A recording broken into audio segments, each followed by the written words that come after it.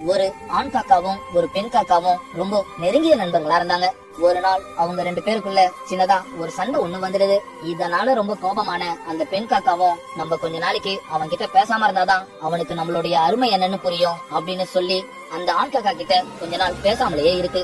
அந்த ஆண் காக்கா கிட்ட பேசாம இருக்கிற ஒவ்வொரு நாளும் அந்த பெண் காக்கா என்ன நினைக்கும்னா, இன்னைக்கு அவன் கண்டிப்பா நம்மள நினைச்சு ரொம்ப ஃபீல் பண்ணிருப்பான், இருக்கட்டும் நம்மள நினைச்சு இன்னும் அதிகமா ஃபீல் பண்ணட்டும், அவனை பார்க்க எனக்கே கொஞ்சம் கஷ்டமா தான் இருக்கு, இருந்தாலும் என்னுடைய அருமை என்னன்னு அவனுக்கு புரியணும், சரி நாளைக்கு ஒரு நாள் பாப்போம் அப்படின்னு சொல்லிட்டு அது உணவு எடுக்கிறதுக்காக அந்த பெண் காக்காவும் போகுது.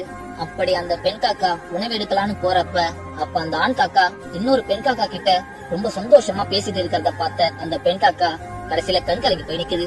பாவம் அந்த பெண் காக்காவுக்கு அப்பதான் ஒரு விஷயமே புரியுது.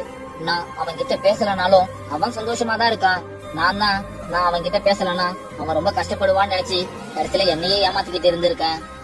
நண்பா, நம்மள நிறைய பேர் இப்படிதான் பண்ணிட்டு இருக்கோம். நமக்கு பிடிச்சவங்க கிட்ட நம்ம பேசாம இருந்து ஏதோ நம்ம அவங்களுக்கு தண்டனை கொடுக்கறதா நினைச்சிட்டு இருக்கோம். ஆனா போக போகதான் அது உங்களுக்கே புரியும், நம்ம பேசலனாலும் அவங்க ரொம்ப சந்தோஷமா தான் இருக்காங்கன்னு. அப்படி ஒரு வேலை மட்டும் நீங்க ஃபீல் பண்ணிட்டீங்கன்னா கண்டிப்பா சொல்றேன், அவங்களுக்கு நீங்க முக்கியமே இல்லைன்றத தயவு செஞ்சு புரிஞ்சுக்கோங்க. இந்த